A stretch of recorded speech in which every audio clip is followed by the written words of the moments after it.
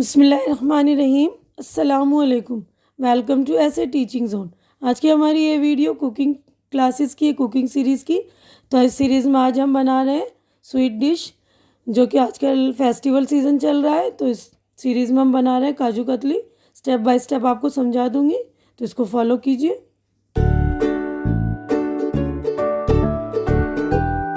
तो देखिए, हमें काजू कतली बनाने के लिए सबसे पहले हमने 250 ग्राम यानी पाव किलो काजू लिया है। उसके बाद शक्कर है, चीनी 150 ग्राम।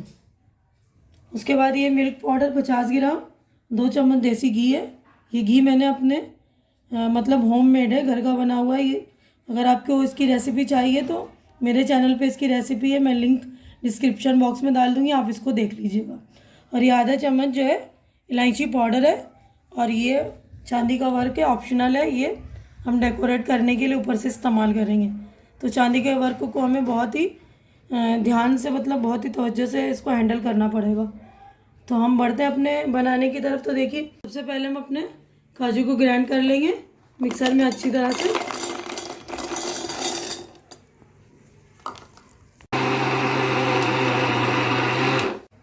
तो इसको हम स्टेरर में अच्छी तरह से छान लेंगे ताकि पाउडर अच्छी तरह से बारीक हो जाए। तो देखिए, हमने इसको अच्छी तरह से पीस लिया था और फिर छान लिया है। तो ये देखिए, छान लिया हमने। अब हम बनाने की प्रोसेस की तरफ बढ़ते हैं। देखिए, गैस पर हमने एक पॉट चढ़ा दिया, उसमें 1 कप पानी डालेंगे। उसके बाद जो हमने 150 ग्राम चीनी ली थी वो डाल लेंगे, शक्कर। तो शक्कर को हम घुलने देंगे अच्छी तरह से। आप मीठा कम ज़्यादा कर सकते हैं अपने।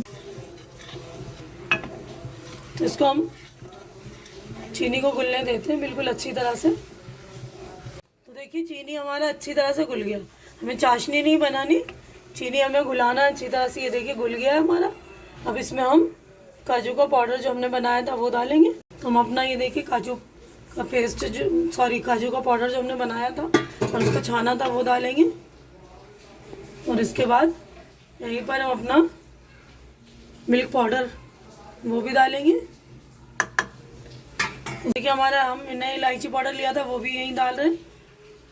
उसके बाद 2 चम्मच हमने घी लिया था तो वो भी इसी स्टेज पर डाल देंगे हम।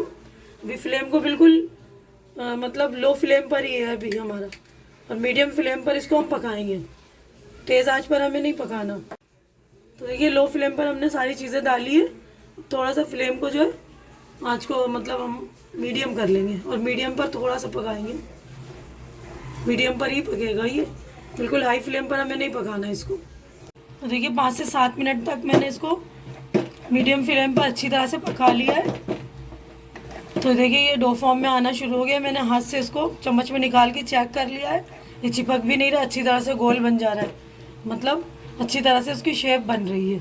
तो यहीं पर हमें जो गैस को ऑफ कर देना है और अपने मतलब ये जो है मिक्सचर को अच्छी तरह से चलाते रहना ताकि उसके ऊपर पपड़ी ना जमा हो और अच्छी तरह से ये ठंडा हो जाए। तो ठंडा होगा तो उसको हम उसके बाद शेप देना स्टार्ट करेंगे।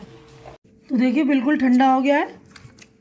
इसको हम अच्छी तरह से ऐसे गूंथ लेंगे जैसे आटा गूंथते हैं, इस तरह से। और मैंने ठंडा करने के लिए बीच बीच में इसको चलाती रही हूँ ताकि ऊपर पपड़ी वगैरह जमा ना हो, ठीक है ना।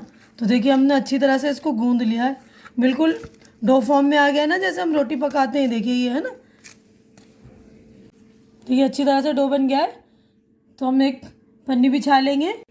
तो देखिए, हमारा डो अच्छी तरह से बन गया है। तो हम इस पर पन्नी बिछा लेंगे और पन्नी पर जो है अच्छी तरह से घी लगा लेंगे इसको शेप देने के लिए। हम बर्फ़ी को शेप देना स्टार्ट करेंगे।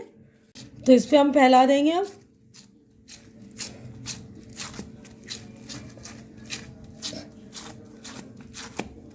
जिस तरह काजू कतली पतला मतलब बेल लेंगे हम इसको, है ना।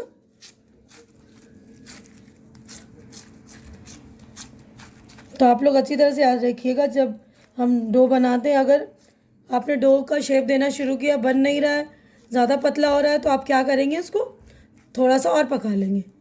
और ज़्यादा गाढ़ा लग रहा है आपको, एकदम टाइट हो रहा है हमारा डो, तो क्या करेंगे, इसको थोड़ा सा 2-4 चम्मच जो है गर्म पानी डालकर फिर से पका लेंगे। तो वो फॉर्म में आ जाएगा। जब ज़्यादा गाढ़ा हो जाता है यानी थिक हो जाएगा तो हमें ज़्यादा देर पकाना नहीं है ना। 2-4 चम्मच पानी डाला, उसके बाद थोड़ा सा उसको वो करके इसको थिन कर देंगे पकाकर, और फिर डो फॉर्म में वो आ जाएगा अच्छी तरह से। तो थोड़े से मतलब मेथड का आप ध्यान रखिएगा, बनाना बिल्कुल ईजी है। पहले मैंने हाथ से इसको अच्छी तरह से फैला लिया है। अब इसको अच्छे से जो है ये दूसरा पन्नी रख लेंगे हम और उसको बेलेंगे अब हम। तो थोड़ा सा जो है लेवल में आ जाएगा एकदम। तो हम बेल लेंगे तो ये इवनली जो है एक जैसा, मतलब इसकी मतलब थोड़ा चौड़ाई जो है सब सेम हो जाएगी। इसको इवनली हमें बेलना है हर तरफ से।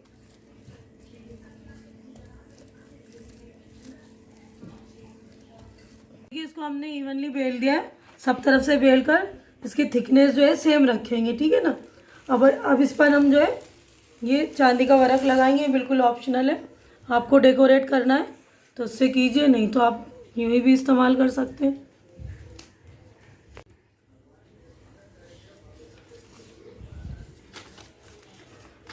तो देखिए इसको शेप देने के लिए हमने एक स्केल लिया है। एक स्केल का अंदाज बना लेते हैं, उसको कट करना शुरू कर देते हैं। छोटे बड़े जैसे चाहे आप पीस काट सकते हैं। तो देखिए कितना शानदार बर्गर हमारा रेडी हुआ है। फेस्टिवल सीज़न है, ज़रूर घर में तैयार करिए और मिलावट से बचिए, क्योंकि घर की चीज़ तो घर की ही होती है ना, बिल्कुल प्योर और परफेक्ट एकदम। तो उम्मीद करती हूँ कि मेरी ये वीडियो आप लोगों को अच्छी लग रही होगी। अच्छी लग रही तो इसे लाइक कीजिए, ज़्यादा से ज़्यादा शेयर कीजिए, ताकि ज़्यादा लोगों तक मेरी ये रेसिपी पहुँचे। और मेरे चैनल को सब्सक्राइब करके मेरी हौसला अफजाई कीजिए। हमारी मुलाकात इंशाअल्लाह अगली वीडियो में होगी। तब तक के लिए आप लोग अपना ख्याल रखिए, मुझे दुआओं में याद रखिए। अल्लाह हाफिज़।